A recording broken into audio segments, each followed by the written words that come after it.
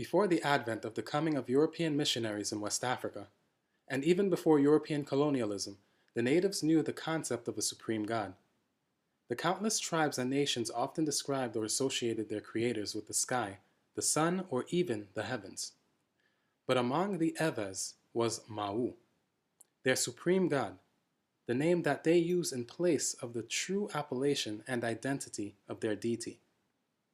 This presentation provides further proof and evidence on the correlation between the supreme God of the Eves and what we know as Jehovah and Yahweh.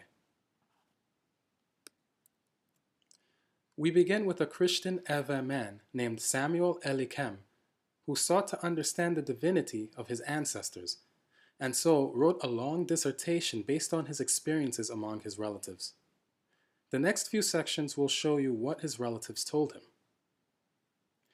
The name is one of the most powerful and secretive cults found among the Ewe. From oral history to scholarly works, it is difficult to clearly determine the precise meaning of what the name is.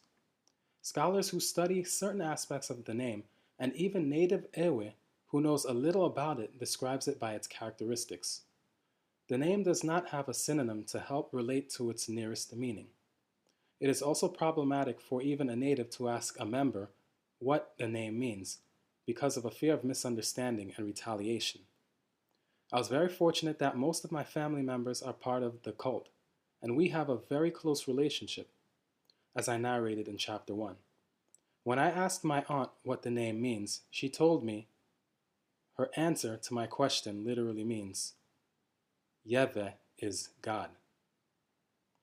I was very confused because I go to church every Sunday and have heard various pastors talk about God, but never reference the name.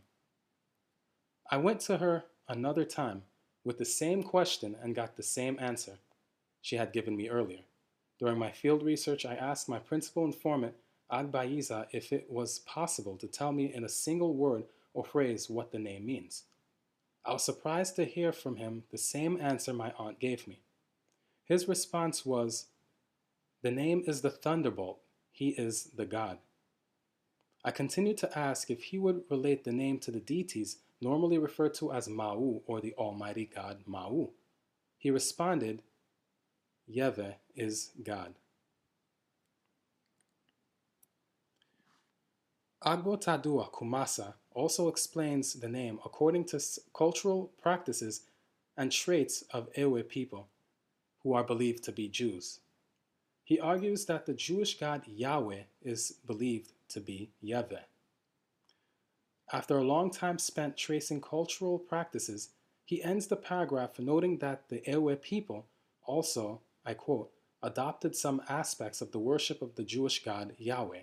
The name they, Ewe, corrupted to sound Yahweh. In an interview with Togbi Midawo Alowoye regarding the concept of the name meaning God or Yahweh, his version and understanding of YHWH in the traditional belief system perhaps also validates what other people have conceived of the name. He says, YHWH is God. It is He who made it. He is the maker of all things. Everything in the world, it is He who made it. In Agbotadua Kumasa's book, The Migration Saga of the Anglo-Eves, he gave an explanation on the similarities between Yahweh and the Holy Name, even going as far as saying that we may have adopted the name from the Jewish people and corrupted it. Now, it may have been a mistake on his part, but nevertheless, the name Ewe is as indigenous as the name YHWH to the people, and it has been a part of the identity and lineage of the people since days of old. Besides, Yahweh is actually a corruption of the holy name. It is fascinating to look at the relationship between different concepts and understanding of the name. The Ewe word for God, YHWH or Yehovah, is similar to that of the Jewish God Yahweh, in addition to Togbi Alowoye's explanation of YHWH as He who is the maker of all things, thus YHWH. However, as Fiag Beji states, the etymology of the word is uncertain. we can at least comprehend based on the above accounts that the name is a deity that is believed by the people who venerate him to be a representation of God that oversees and protects his people on earth. It is also clear that the name is used to describe the group of people that live and worship together as a society. This ends the segment on what the name was to the Ewe people, and it also displayed the link to well-known names of the Most High. We will now observe what some of the old archives said about the God of the Ewes. This archive goes back to 1834. It was based on a commentary where the name was referenced. What confuses me is that many scholars were said to not even understand the derivation of the Tetragrammaton, and yet were using the true name like they knew what it was all along. This name isn't even known among the converts as well, and I found no case where they ever used it apart from the corruption Yahweh.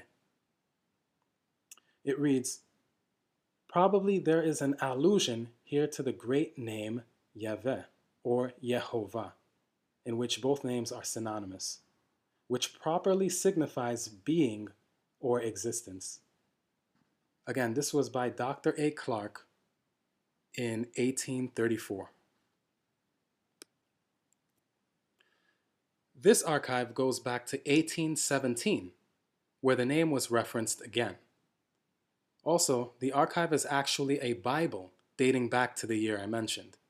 Just as the Ewes equate the name with Yehovah, so did these writers who seem to know or have the same thinking as them. This begs the question, how did they know, or was it speculator on their part? Where did they even get the concept or the name to begin with?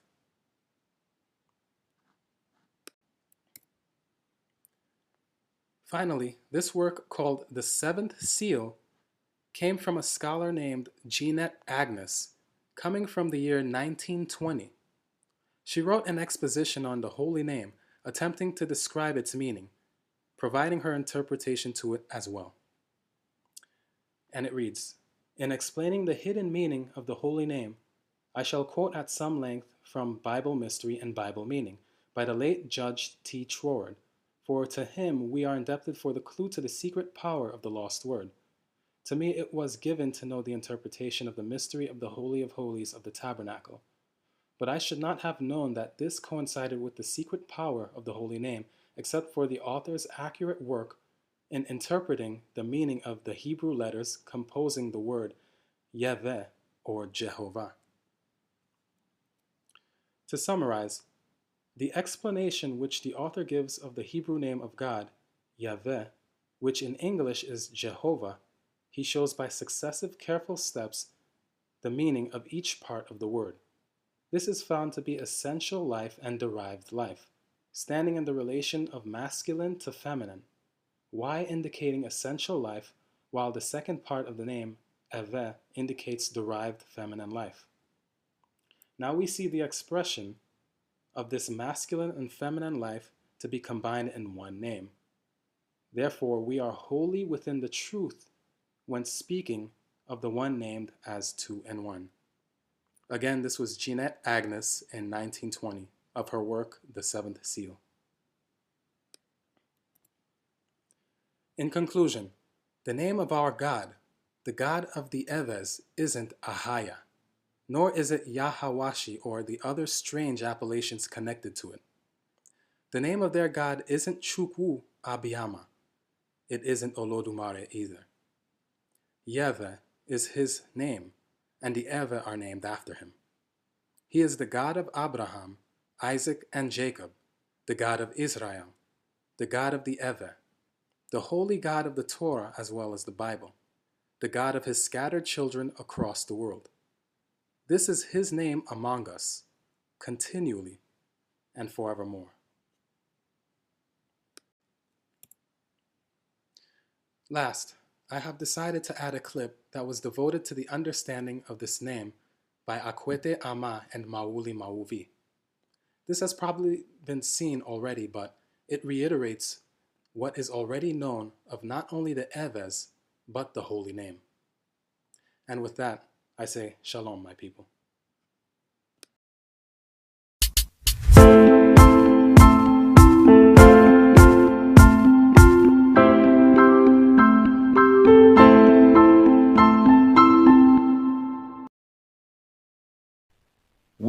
kane u ami, aser nikra semi alehem.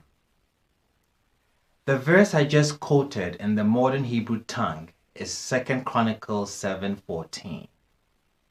If my people, who are called by my name. This verse has eluded both scholar and layman for centuries, but not the Eves, the Hebrews of West Africa. What this verse is telling us is that when you find out the proper name of God and its correct pronunciation, you will find his people because they are called by his name. The answers Bible scholars have presented to us about this name of God has been based on guesswork. How come God's name and its correct pronunciation have eluded these scholars, and yet the Eves, the Hebrews of West Africa, insist we have known this name of God in Ewe land from ancient time and it's never been lost to us? Well, the reason is because the original Hebrew scripts used by Moses and the prophets consist of pictures of everyday objects in the Ewe culture, the Hebrew culture in West Africa. When put together, they form words. When the words are put together, they become statements and sentences. So an ancient Israelite does not have to be literate to read and understand ancient Hebrew. All it takes to understand what it's saying is by looking at the pictographs. As we mentioned in part 2 of this series, the ancient Hebrew symbols are consonants. The modern Aramaic Hebrew had to make up the vowels, what we call nekuds, or the vowel points, the diacritical marks. They are all made up. But how did the ancient Israelite know which vowel to use if the letters were consonants? You see, to a non-Hebrew, the letters appear to be only consonants. But what the ancient Israelite, the Eves, see is completely different. Both the consonant and the vowels are in the name of the symbol. That means that knowing what the symbol means and their names is very important, because if you get the name of the symbol wrong, the meaning will be wrong and your vowels will also be wrong.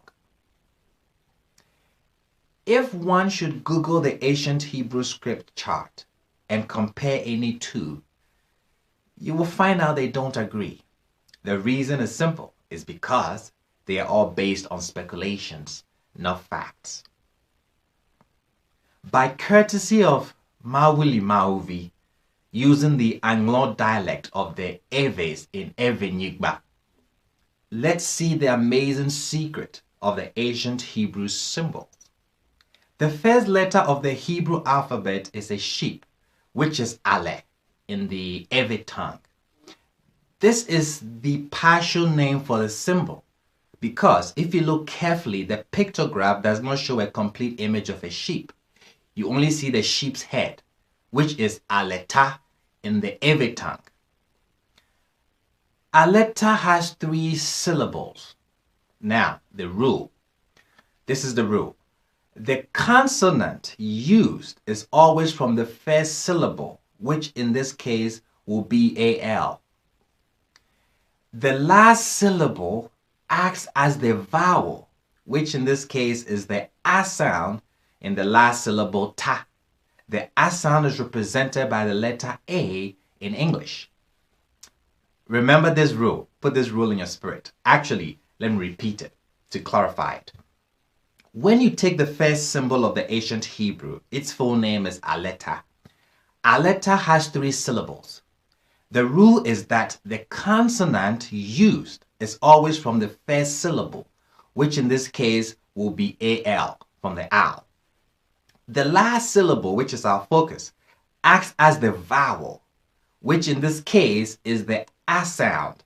The A sound is represented by the letter A in English. This is why if you get the name and meaning of the symbol wrong, you will get your vowels also wrong. Since we now know how to find the missing vowels, let's look at the name of God, reading from right to left. What you have here in the first symbol is a hand flared out fanning air. Air in Eve, ancient Hebrew, is Yah. As you have realized, that is just the partial name for the symbol. The full name is Yashi, a hand fanning air. If you remember the rule, the consonant used is always from the first syllable. So in this case is the letter Y. The second pictograph is He, which means to pull. That is the partial name. The full name is He. He means to support or block. Look at this photo and you will notice it looks like the symbol. The lady in the photo is using her raised arms to support the load on her head. The scarf is also serving as a cushion. Remember the rule. The consonant used is always from the first syllable. So in this case, it's the letter H in English. The third pictograph has confused Bible scholars for centuries. Some call it Vav, represented by the V in English. Others Wav, represented by the W in English. It's actually both Vav and Wav. The word is Ve. There is no corresponding letter for Ve in the English language. It means a gorge, a funnel, a narrow groove. The consonant used is always from the first syllable, as the rule says. So in this case, it's V in the English. The last syllable, as explained earlier, is the consonant H. So we now have the consonants in the modern Hebrew, Yud, He, Vav, He, what we call the tetragrammaton, which is Latin for the 4 letters. So now, which vowels do we use so we can correctly pronounce this name? Remember our rule for the vowels. The last syllable acts as the vowel. I'll repeat that. The last syllable acts as the vowel. When you look or when you take the first 2 symbols of God's name, reading from right to left, you have Yashi and He. They are the letters Y and H, and the last syllable that gives us the vowel is the S sound, represented by the letter E in English. When you apply it, you have Ye. We do same with the last 2 symbols, V and He. The letters V and H. The last syllable that gives us the vowel is the S sound, represented by the letter E in English. When you apply it, you have V. When you put the 2 together, you have God's name, Yahweh. The text we started with reads, "If my people who are called by my name." The name of God is Yahweh, and the name of his people is Ewe, what is rendered in English as Hebrew. You notice that the name of God's people can be found in the name of God, Yahweh and Ewe. That's the scripture. If my people who are called by my name. Yahweh is the God of thunder and lightning, and we have known him by this name since ancient time, since the revelation at Sinai, way before the missionaries came to Christianize us. We have never forgotten his name.